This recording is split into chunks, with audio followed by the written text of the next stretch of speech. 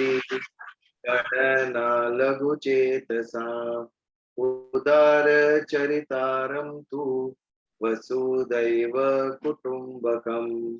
ॐ पूर्णमदः पूर्णमिदं पूर्णात् पूर्णमुदच्यते पूर्णस्य पूर्णमादाय पूर्णमेवावशिष्यते। ओम शांति शांति शांति। जय श्री कृष्ण।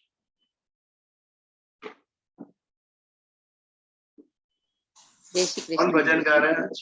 प्रज्ञा। Yeah, this is a Mirabai bhajan, which I will sing. Okay, should I start?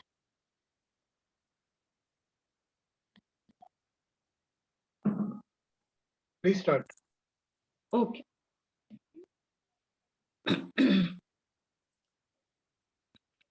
मेरे राणा जी मैं गोविंद गुण गाना मैं गोविंद गुण गाना। मेरे राणा जी मैं गोविंद गुण गाना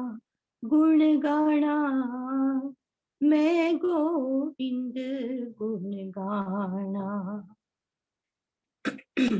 राजा रूठे नगरी राखे अपनी। राजा रूठे नगरी राखे अपनी गोविंद रूठो कहाँ जाना। गोविंद रूठो कहाँ जाना। गोविंद गुण गाना मैं गोविंद गुण गाना। मेरे राणा जी राणा भेजा जहर पियाला। राणा भेजा जहर पियाला मैं अमृत कर पी जाना। मैं अमृत कर पी जाना। गोविंद गुण गाना मैं गोविंद गुण गाना। मेरे राणा जी डबिया में काला नाग भेजा। डबिया में काला नाग भेजा सालिग्राम कर जाना। सालिग्राम कर जाना। मेरा दासी प्रेम दीवानी। मेरा दासी प्रेम दीवानी मैं सावरिया बर पाना। मैं सावरिया बर पाना। गोविंद गुण गाना मैं गोविंद गुण गाना। मेरे राणा जी गोविंद गुण गाना मैं गोविंद गुण गाना।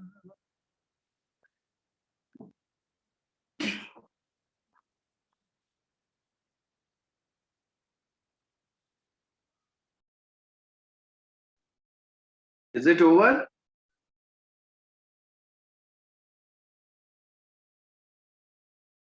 Very nice, beautiful sir.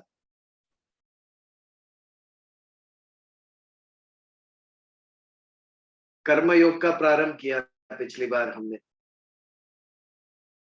तीसरा अध्याय, ज्ञान कर्म भक्ति, जो 3 आधार स्तंभ है।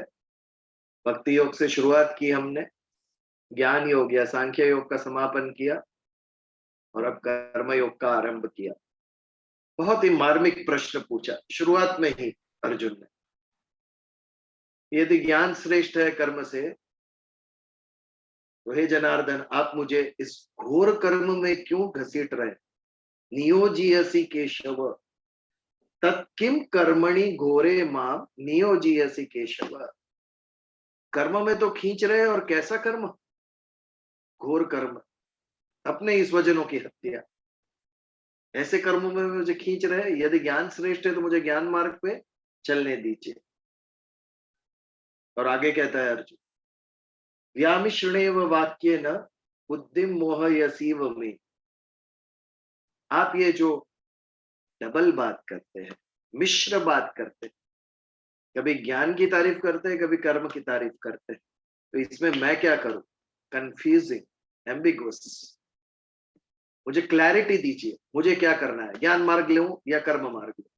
तदेकम वद निश्चित्य, निश्चित बात बताइए। ये न श्रेयो हम आपनुया, जिससे मेरा श्रेय हो। उसको श्रेय का, श्रेय यानी कल्याण, अपने कल्याण की इच्छा होती है मन के अंदर। ये बहुत बड़ी बात है। जब किसी को कल्याण की इच्छा होती है तो समझना कि अपने आप पश्चाताप हो रहा है। लॉ होता है वो पनिश करता है। इंडियन पिनल कोड आप देखिए, सारी पनिशमेंट लिखी है, धारा 302 ये 420 ये। बट धर्म जो है वो परिवर्तन लाता है मनुष्य के। Law punishes, religion transforms. Punishment देने से वो ट्रांसफॉर्म होगा, कोई गारंटी नहीं। एम शुड बी, जो व्यक्ति के अंदर जो क्रिमिनल माइंड है उसका परिवर्तन होना चाहिए। वालिये डाकू का परिवर्तन वाल्मीकि में हो गया, ये ध्येय होना चाहिए धर्म का। उसे सजा मिले ना मिला, समाज से कोई फर्क नहीं पड़ता है उसका। सजा मिलने से बदलाव आएगा कि नहीं पता नहीं। The aim should be transformation, और ये पश्चाताप से आता है। जब मन में, अंतकरण में पश्चाताप निर्माण होता है, अपने आप सारे बुरे कर्म जल जाते हैं वो पश्चाताप की अग्नि में, और तब से मन स्वच्छ हो जाता है। और उस निर्मल मन के द्वारा जो कर्म होते हैं वो शुद्ध कर्म होते हैं, बांधने वाले नहीं। स्वयं को सुखी करेंगे और अन्य को सुखी करेंगे, सारे समाज को सुख प्रदान करेंगे। पश्चाताप की अग्नि में जिसके कर्म जल चुके, तो यहाँ पर जब वो अपने श्रेय की बात कर रहा है, अपने कल्याण की बात कर रहा है, तो उसके मन के अंदर कहीं ये भाव जागृत हुआ है कि मुझे ये सब मेरे बुरे कर्म पीछे छोड़ने हैं और मेरा कल्याण करना है मुझे। तो भगवान को पूछता है अर्जुन, कहता है अर्जुन, मिश्रित वाणी से मत कहिए, आप एक निश्चयात्मक बात कीजिए जिससे मेरा उद्धार हो, मेरा कल्याण हो। ये कर्म योग का आरंभ पहले 2 श्लोक में ये अर्जुन पूछता है, और ये हमने पिछली बार विस्तार से देखा।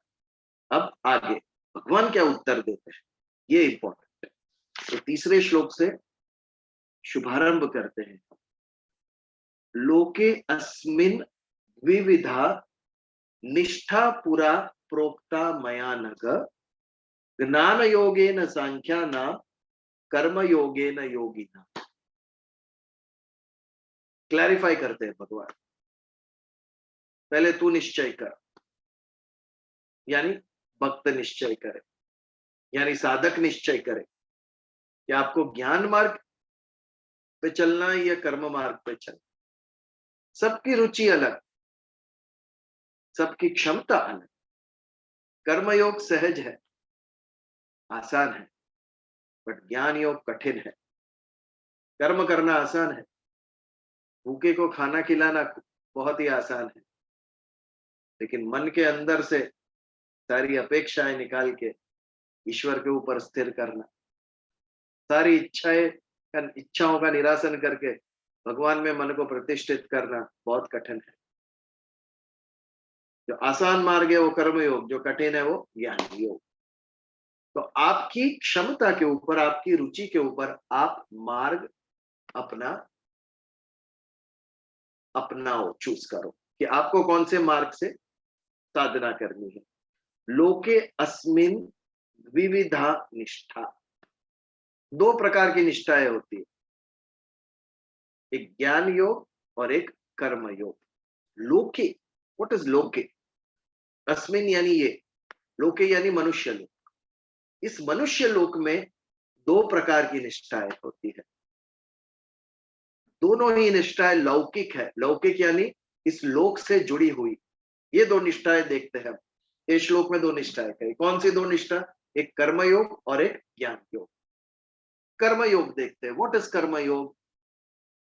यदि मैं पूछूं तो आप किसी को भी, एक सिंपल क्वेश्चन, बहुत बार हमने सुना है ये शब्द, व्हाट इज कर्म योग, यदि उसकी व्याख्या करनी हो तो हम क्या कहेंगे? What is karma yoga? Anybody will try to answer? Karma yoga क्या? Do your duties. हाँ जी, To do your duties.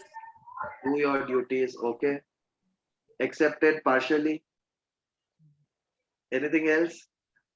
कर्म के रास्ते काम करते करते ईश्वर की साधना कर, कर्म के रास्ते क्या कहा? ईश्वर की साधना करना, कर्म के द्वारा ईश्वर की साधना। कर्म के और रास्ते कुछ? ईश्वर की साधना करना। और कुछ? निष्काम भाव से। निष्काम भाव से। निष्काम भाव से। We are slowly graduating.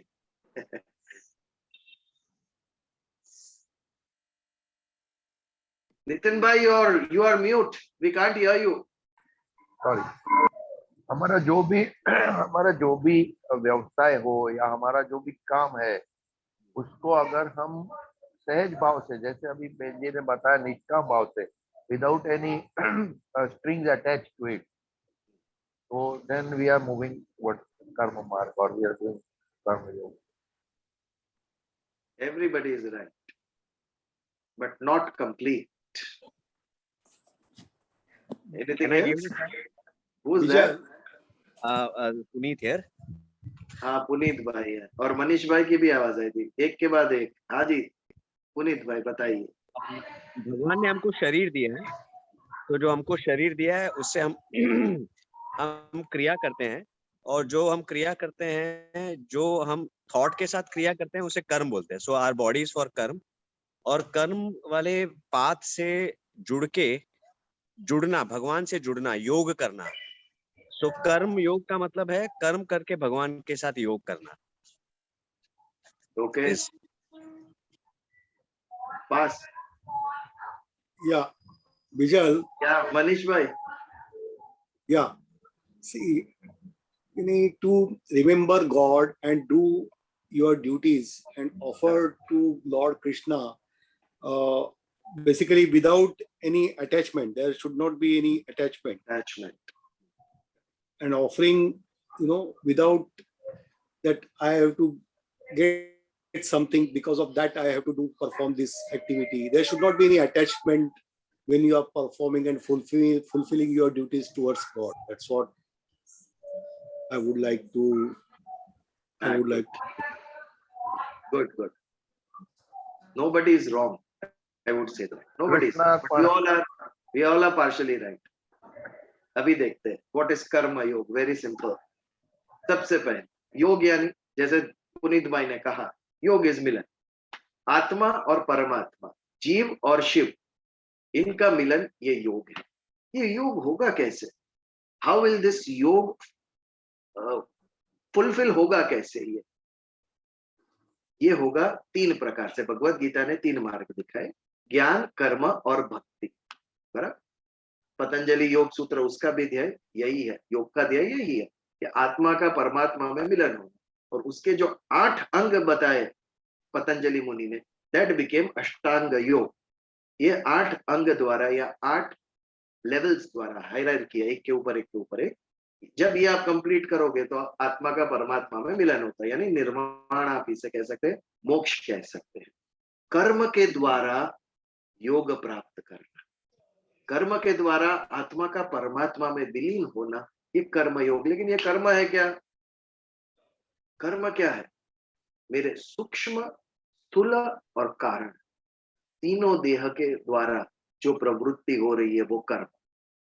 But यदि ये प्रवृत्ति मेरे स्वार्थ के लिए हो रही है, फल की अपेक्षा से हो रही है, आसक्त भाव से हो रही है, तो ये कर्म बांधने वाला होगा। इसका अच्छा या बुरा फल मैं प्राप्त करके पुनर्जन्म प्राप्त करूंगा, इसे योग नहीं होगा। तो योग कब होगा?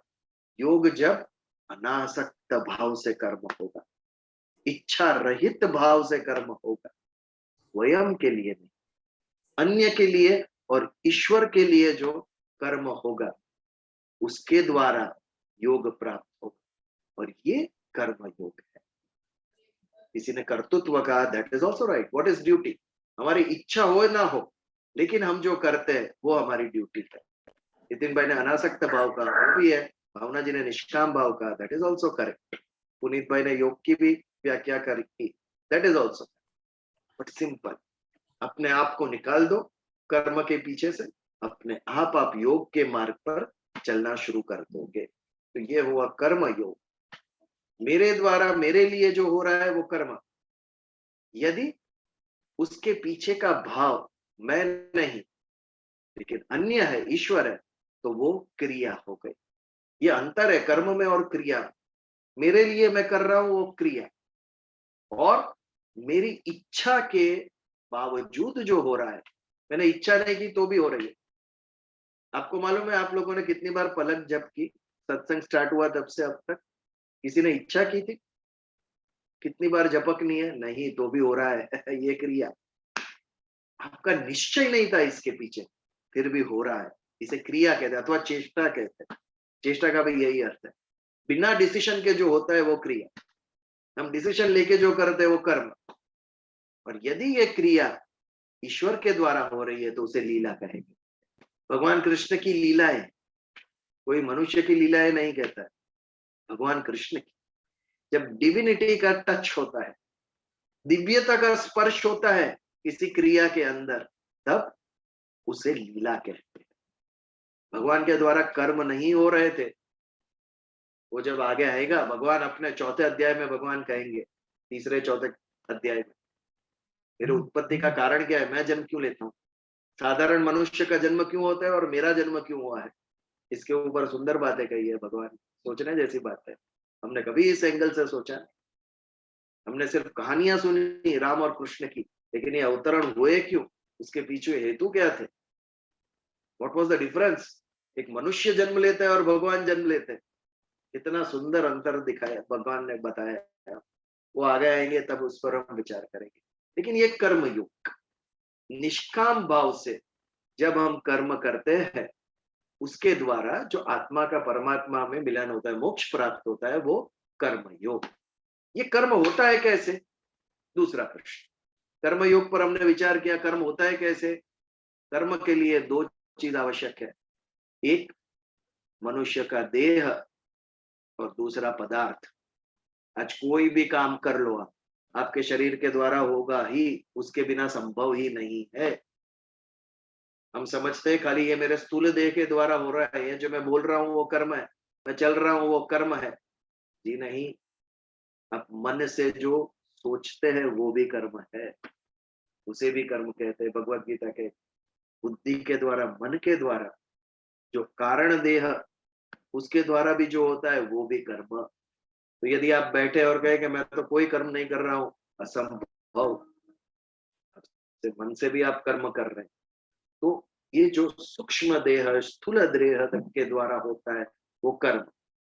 दूसरा, इससे आगे कोई भी ऐसा कर्म है, हो सकता है, लेकिन ज्यादातर कर्म ऐसे होते हैं जिसमें पदार्थ की आवश्यकता है। कोई भी वस्तु, सुबह हम उठे, उठने के बाद सबसे पहला कर्म कौन सा किया? ब्रश किया। अभी ब्रश करने में भी टूथब्रश, पेस्ट, पानी, बेसिन सब कुछ चाहिए। तो कर्म करने के लिए एक मेरा शरीर चाहिए, सूक्ष्म और स्थूल, और पदार्थ चाहिए, वस्तु चाहिए। अब ये तीनों चीज सांसारिक है, संसार से उत्पन्न हुई। पदार्थ तो हुए ही है, लेकिन ये संसार भी शारीरिक है, प्रकृति के गुण के अंडर है, स्थूल देह और सूक्ष्म देह। तो प्रधानता कर्मयोग में किसकी हुई? कर्मयोग में प्रधानता हुई सांसारिक वस्तुओं की, शरीर एवं पदार्थ। वस्तु और शरीर ये दोनों मिलके कर्म होते हैं।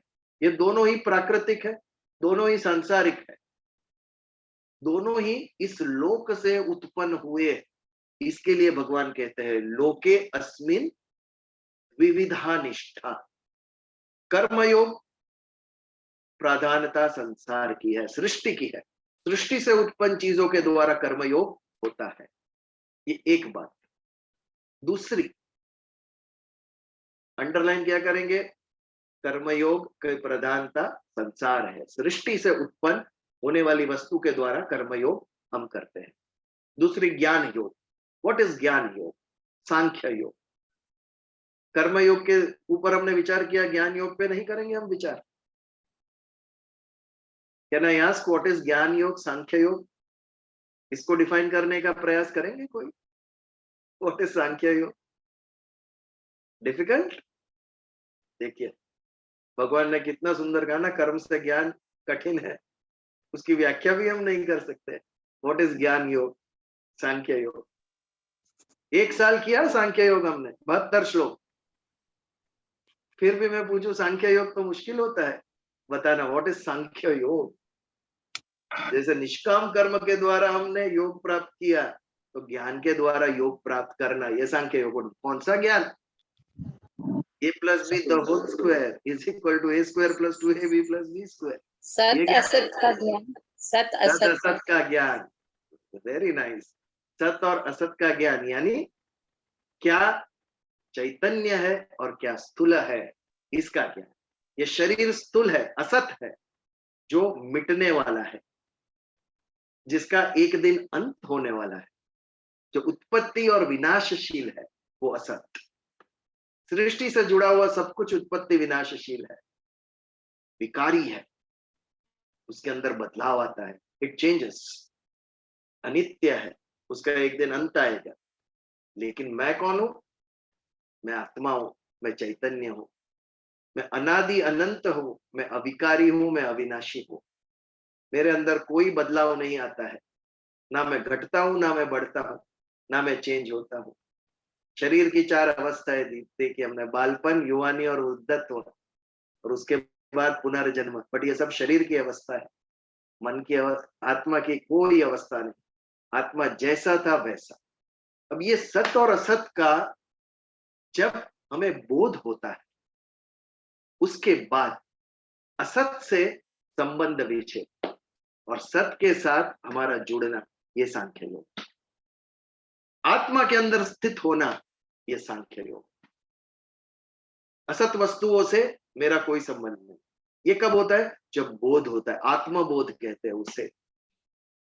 प्राप्त करने की वस्तु नहीं है ये ऑलरेडी मैं हूं ही, मैं आत्मा हूं, मैं शरीर नहीं।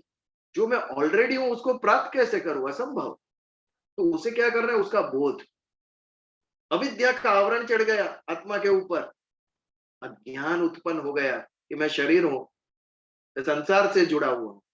ये अज्ञान उत्पन्न हो गया तो मेरा स्वबोध दूर हो गया मुझसे।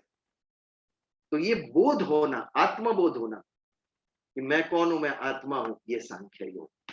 ये जब होता है तो अपने आप शरीर के द्वारा क्या क्रियाएं अंत हो जाती है? क्रियाएं तो होती ही रहती है, प्रकृति के असर के नीचे है शरीर। क्रियाएं होती है, लेकिन उसके साथ मैं नहीं जुड़ा हूं। क्रिया होती रहती है, आदमी चलता है, फिरता है, उठता है, बैठता है, खाता पीता है, लेकिन उसके पीछे का जो कर्तृत्व भाव है, मैं ये कर रहा हूं, ये भाव नहीं रहता। क्यों? मैं आत्मा में स्थित हूं। शरीर अपना काम कर रहा है प्रकृति के असर के नीचे, लेकिन मैं आत्मा हूं, मेरे द्वारा ये कुछ भी नहीं हो रहा है। ये स्वस्वरूप का बोध होना, स्वयं के आत्मा में स्थित होना, सत और असत, इसका भेद जानना, ये सांख्य योग। प्रयत्न करते करते करते, वैराग्य बहुत इंपॉर्टेंट है। सांख्य योग के मार्ग पर हमने देखा, स्थित प्रज्ञा अवस्था में सबसे बड़ी बाधा कौन सी है? इच्छाएं। जब तक कामनाएं हैं, जब तक इच्छाएं हैं, तब तक मन ईश्वर में स्थिर नहीं होगा, प्रज्ञा प्रतिष्ठित नहीं होगी ईश्वर के अंदर। ईश्वर यानी आत्मा भी आप ले सकते हो, परम तत्व का अंश। प्रज्ञा परम तत्व में कब प्रतिष्ठित होगी? जब कामनाओं का निरासन होगा। प्रजाहाति यदा कामान सर्वान पार्थ मनोगता, तभी कामनाओं का जब अंत होगा, तब ईश्वर के अंदर स्थित होगा। तो इसके लिए वैराग्य अति आवश्यक है ज्ञान मार्ग के ऊपर। सांख्य योग में वैराग्य की आवश्यकता है, बहुत कठिन है वैराग्य उत्पन्न करना। वीत राग, राग यानी अटैचमेंट। अटैचमेंट इच्छाएं उत्पन्न करती है। कामना, स्पृहा, ममता और अहंकार, ये चार जब जाता है तब सांख्य योग सिद्ध होता है। तो ये आसक्ति जब तक है तब तक सांख्य योग संभव नहीं है। इसीलिए वीत राग, राग यानी आसक्ति, जब आसक्ति जाती है, जब वितराग वैराग्य उत्पन्न होता है, तब सांख्य योग सिद्ध होता है। तब हमें शरीर से हमारा संबंध छूटता है और आत्मा में हम स्थित होते हैं। तो ये क्या है? ये सांख्य योग। तो सांख्य योग भी किसके द्वारा सिद्ध होता है? एक, मन से इच्छाओं का निरासन और बुद्धि में विवेक जागृत होना कि मैं सत्य हूं, मैं असत नहीं। ये कैसे हमें पता चला? बुद्धि के द्वारा पता चला। इच्छाओं का निरासन कहां से हुआ? मन से हुआ। तो मेरे साधन क्या हुए ज्ञान मार्ग में, सांख्य योग में? सांख्य योग में साधन मेरे अंतःकरण हुए, मन और बुद्धि। जैसे कर्म योग में स्थूल शरीर, हाथ पैर वाणी के द्वारा मैं काम करता हूं, जैसे सांख्य योग में मन और बुद्धि अंतःकरण के द्वारा, ये मेरे साधन है। तो प्रधानता किसकी है? यहाँ पर भी सृष्टि की प्रधानता है। सूक्ष्म देह भी संसार से, सृष्टि से प्राप्त हुआ है, तो ये भी लौकिक है। ज्ञान योग, कर्म योग, ये दोनों लौकिकता है इसके अंदर, दोनों में सृष्टि की प्रधानता है। इसके लिए लोके अस्मिन विविधा निष्ठा, ये जो दो निष्ठा है ज्ञान योग की और कर्म योग की, ये इस लोक, मनुष्य लोक से उत्पन्न हुई है। इसके लिए लौकिक है वो। व्हाट इज अलौकिक? इस लोक की नहीं, परम लोक की भक्ति योग, वो परम है, अलौकिक है, क्योंकि इसमें ईश्वर की प्रधानता है। भगवान के बिना भक्ति संभव ही नहीं है। भक्ति की शुरुआत ही ईश्वर से होती है। जब आप ईश्वर से जुड़ते हो तभी भक्ति योग का प्रारंभ होता है। उसमें सांसारिक वस्तु, देह, मन, बुद्धि, चित्त, अहंकार सेकेंडरी है, लेकिन सेकेंडरी। लेकिन प्रधानता किसकी है? प्रधानता यानी पहले, प्रधानता किसकी है? प्रधानता ईश्वर की है। बिना भगवान के भक्ति संभव ही नहीं है। तो भक्ति योग अलौकिक, कर्म योग और सांख्य योग लौकिक। तो प्रधानता किसकी होनी चाहिए? What is more important? भक्ति योग। इसके लिए ज्ञान कर्म से श्रेष्ठ भक्ति को कहा कि जहां ईश्वर है उससे परम शुद्ध और पवित्र कुछ भी नहीं है। ज्ञान के मार्ग पर गलती हो सकती है, स्वार्थ हो सकता है, कर्म में स्वार्थ हो सकता है, लेकिन भक्ति में स्वार्थ संभव ही नहीं है। ईश्वर के साथ जुड़ गए, अब स्वार्थ कैसे? असंभव। इसके लिए भक्ति की श्रेष्ठता है, भक्ति की प्रधानता है। भक्ति योग सबसे इंपॉर्टेंट है, कर्म योग उससे ऊपर, सांख्य और उससे ऊपर भक्ति योग। इसीलिए हमारे जितने भी सत्संग चल रहे हैं, सभी जगह हमने भगवत गीता प्रवचन का आरंभ भक्ति योग से किया है, जो सर्वश्रेष्ठ है। वो है तो ये है। भगवान पे श्रद्धा ही नहीं तो हम कैसे ये स्वीकार करेंगे उनकी वाणी? पहले श्रद्धा होनी चाहिए, बाद में सब कुछ आसान हो जाता। नहीं तो मन शंका ही करता है, डाउट में से हम बाहर ही नहीं आएंगे। और जब तक शंका है तब तक कर्म संभव ही नहीं। और कर्म के बिना सिद्धि कैसे प्राप्त होगी? फल कैसे प्राप्त होगा यदि हम काम ही ना करें? कितना भी बड़ा बड़ा ज्ञानी हो, लेकिन मैं उठ के कुछ काम ही ना करूं तो ज्ञान निरर्थक है, सार्थक कब होगा? जब कर्म किया हमने सार्थक होगा। एक मोमबत्ती है, जब तक जलकर दूसरों को प्रकाश नहीं देगी तब तक उसका जीवन ही सार्थक नहीं। हमें लगता है कि वो मोमबत्ती पूरी जल गई, अरे सार्थक हो गई वो, नहीं तो पूरा ही जीवन निरर्थक डब्बे में बंद थी, आज वो सार्थक हुई। ये बात हमारे अंदर भगवान ने जो भी बुद्धि दी है, ज्ञान दिया, अनुभव दिया है, शरीर में शक्ति दी है, धन दिया है, इसका यदि हम प्रयोग ना करें तो निरर्थक जीवन हमारा। जीवन को सार्थक करो। भगवान ने जो हमें सिद्धियां दी है, गिफ्ट दी है, उसका सदुपयोग करो। केवल हमारे लिए जिए तो हमारे और पशु जीवन में कोई अंतर नहीं। पशु और मनुष्य में यही अंतर है कि हम जानते हैं कि अन्य को भी क्या जरूरत है। जैसा मुझे इच्छा है वैसा अन्य की भी है, ये अन्य को स्वीकार करना ये मनुष्यत्व है। जैसा मैं वैसा वो, उसके मन की पीड़ा समझना ये मनुष्यत्व है। पशु पक्षी में ये भगवान ने दिया ही नहीं, हमारे अंदर दिया है, लेकिन हम स्वार्थी बन गए। पता है फिर भी उपयोग नहीं होता है, दुर्योधन बन गए सब। जानामि धर्मम न च मे प्रवृत्ति, पता है लेकिन उसमें प्रवृत्त नहीं हो सकते हैं। ये सब अविद्या है, हमारे मन आत्मा के ऊपर चढ़े हुए सांसारिक आवरण, जो हमें हमारे मूल स्वभाव से सत्यचित आनंद, ये आत्मा के 3 कैरेक्टरिस्टिक है, इससे हमें दूर ले जाता है। तो लोके अस्मिन विविधा निष्ठा पुरा प्रोक्ता मया नघ। पुरा यानी पुराना, इसके ऊपर से ही पुराण, इसके ऊपर से पुरातन, ये सब शब्द आए। संस्कृत का मूल शब्द है पुरा या पुरो, आगे पुरो भी आएगा। पुरो प्रोक्ता यानी कहा, मया यानी मैंने, अनघ, अनघ यानी अर्जुन को अनघ कहा भगवान। अनघ यानी कौन? पवित्र, निष्पाप, उसे अनघ कहते हैं। पीछे आकारांत आए तो स्त्री का नाम हो जाता है अनघा। मराठियों में मैंने ये नाम सुना है अनघा, जो पवित्र है वो अनघा। तो यहाँ पर अनघ का अर्जुन को क्यों पवित्र? क्योंकि उसके अंदर पश्चाताप हुआ है, उसको अपनी मुक्ति की आकांक्षा हुई है। भगवान मेरा श्रेय किसमें है आप समझाइए। ये जो मुक्ति की आकांक्षा हुई अर्जुन को, कल्याण की आकांक्षा हुई, उसने उसके सारे पाप जला और अब वो पवित्र हो चुका है अर्जुन। इसके लिए भगवान ने कहा ये 2 प्रकार की निष्ठा आगे मैंने कही। आगे यानी सांख्य योग, कर्म योग का आरंभ भी है। पूरा यानी बहुत पुराना भी, और पुराना यानी पास्ट भी। 1 घंटे पहले हमने कुछ कहा है वो भी पास्ट हो गया अभी। तो आगे जो अभी मैंने कहा है वो, यानी ये जो 2 बात मैंने की, कहीं पर भगवान ने उसे कर्म करने का आदेश दिया है और कहीं पर ज्ञान मार्ग पे चलने का भगवान ने आदेश दिया है अर्जुन को। तो हे निष्पाप अर्जुन, लोके अस्मिन विविधा निष्ठा, मैंने 2 प्रकार की निष्ठा आपको समझाई है। ज्ञान योगे न सांख्या नाम, सांख्या नाम यानी जो सांख्य मार्ग पे चलने वाले ज्ञानी है, दे शुड फॉलो ज्ञान योग।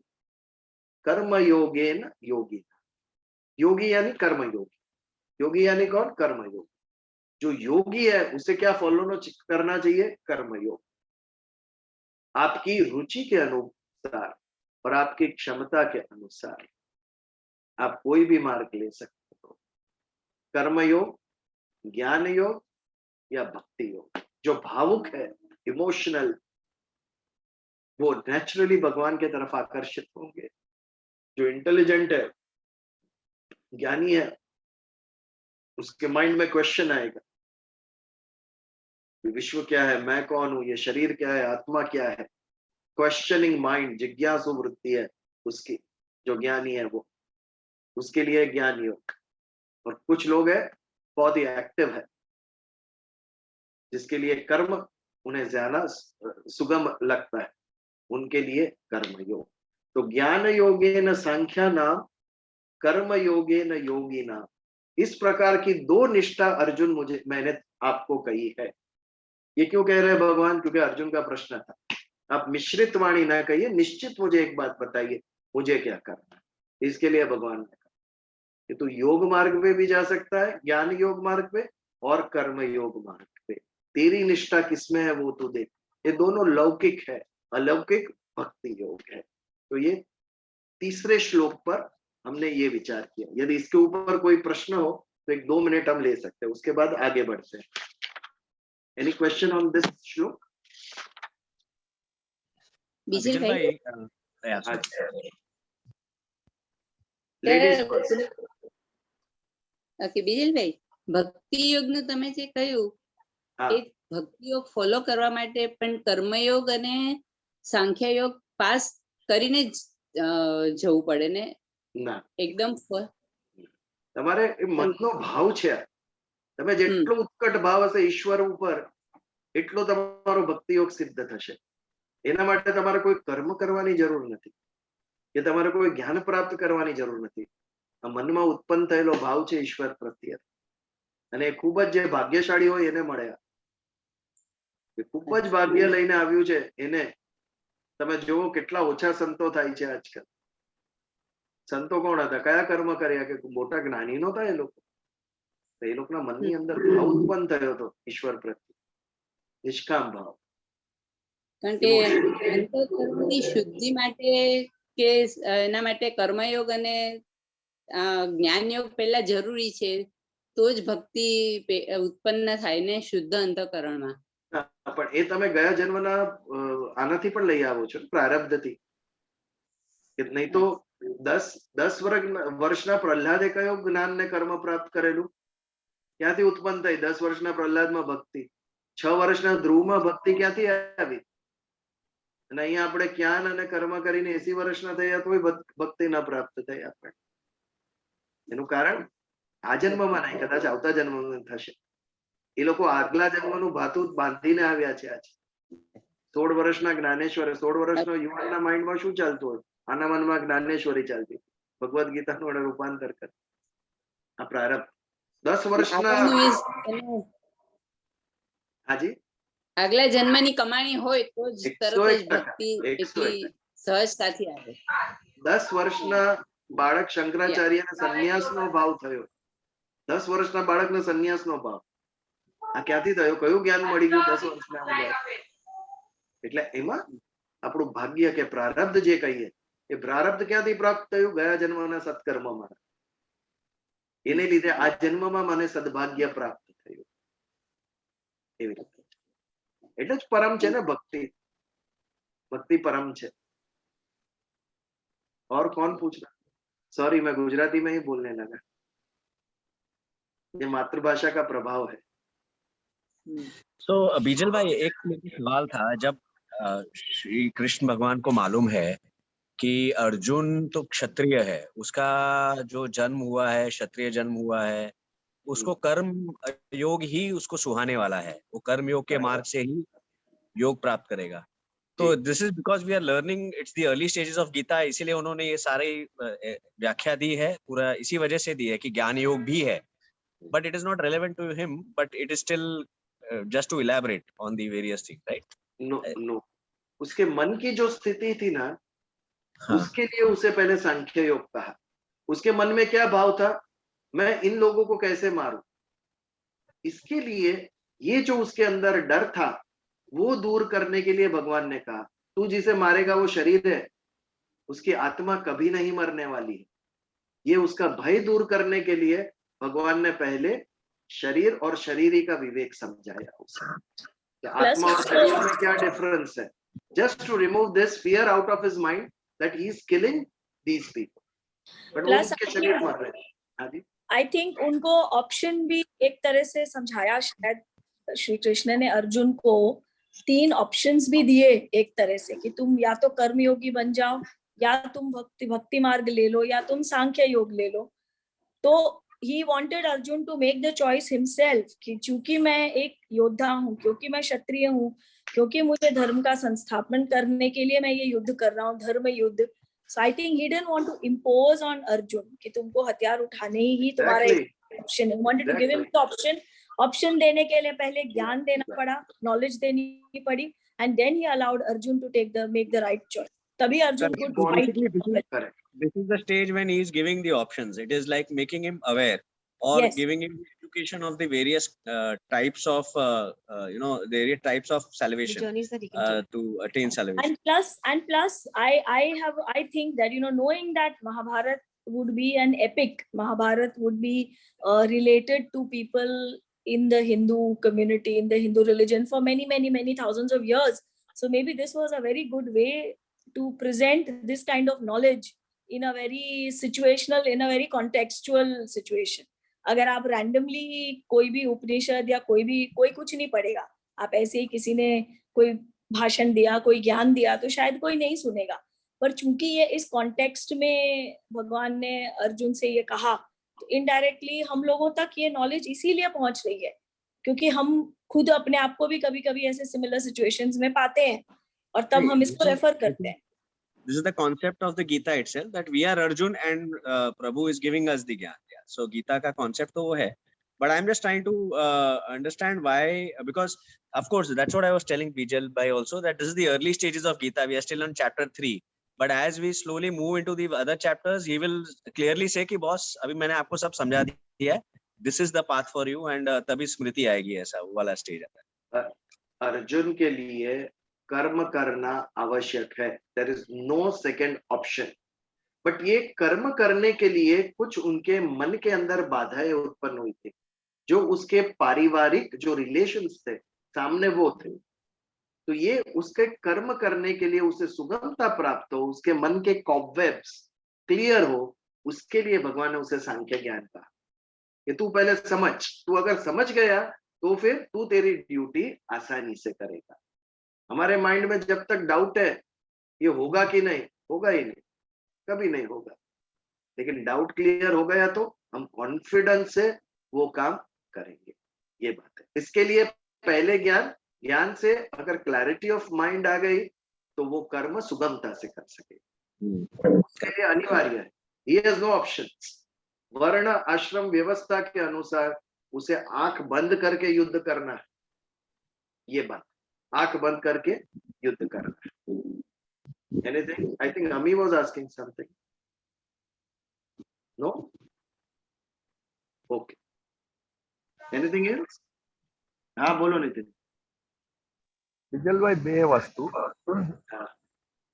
તો જે હમણાં બેને પૂછ્યું તમને કે પેલા જ્ઞાન અને કર્મ આવે પછી જ ભક્તિ આવે. Now while you were explaining the role of Bhakta Prahlad and Dhruv, I very well understand and I acknowledge that. But there is another incident where Uddhav ji को भेजा गया था गोपियों के पास, और Yes. गोपी प्योर प्रेम और भक्ति भाव है, और Uddhav was trying to give them gyan. But at the end of it, the whole exercise was for the gopis to understand that some part of jnana is also required in bhakti marg, and for Uddhav to know that bhakti के बगैर ज्ञान किसी काम का नहीं है. Yes. So here this is what I wanted to say. Secondly, ये पूछना था मुझे आपको कि is there do we when we say कि एक व्यक्ति अगर कोई ज्ञान मार्ग पे है तो क्या वो कर्म नहीं करता है निष्काम भाव से? At the same time he would be doing a niškam karma also.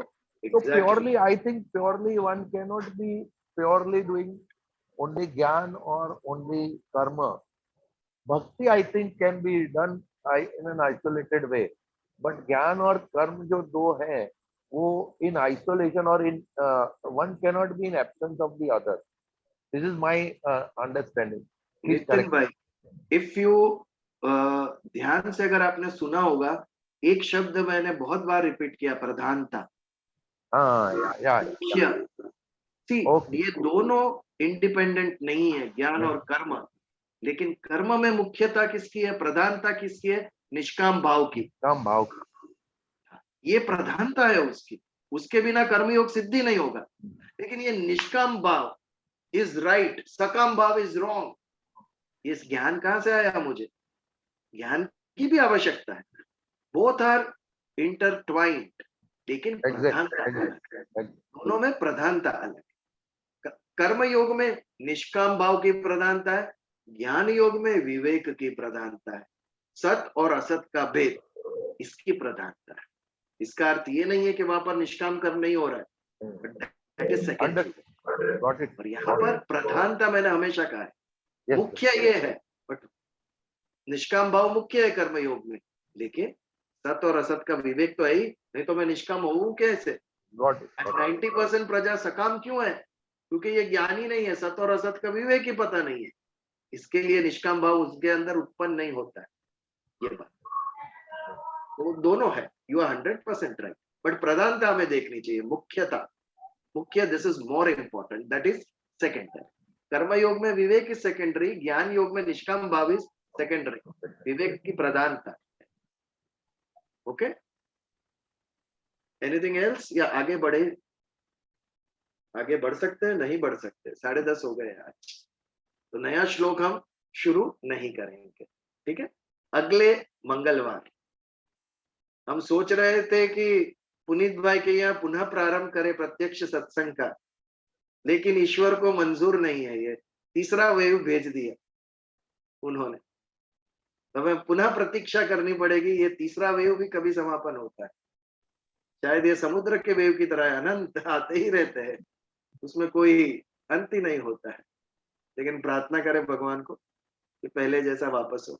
हमारे बाकी के 2 सत्संग भी अभी ऑनलाइन आ गए हैं, ये थर्ड वेव के कारण, ठीक है? तो यहाँ पर समापन करें, प्रार्थना करें, अगले मंगलवार विल कंटिन्यू विथ 4th श्लोक। सर्वेत्र सुखिनः सन्तु, सर्वे सन्तु निरामया, सर्वे भद्राणि पश्यन्तु, मा कश्चित् दुःखभाग् भवेत्। ॐ असतो मा सद्गमय, तमसो मा ज्योतिर्गमय, मृत्युर्मामृतङ्गमय। ॐ शान्ति शान्ति शान्तिः। जय श्री कृष्ण। जय Shri Krishna. Jai Shri Krishna. विजय भाई, जय थैंक श्री यू। कृष्ण।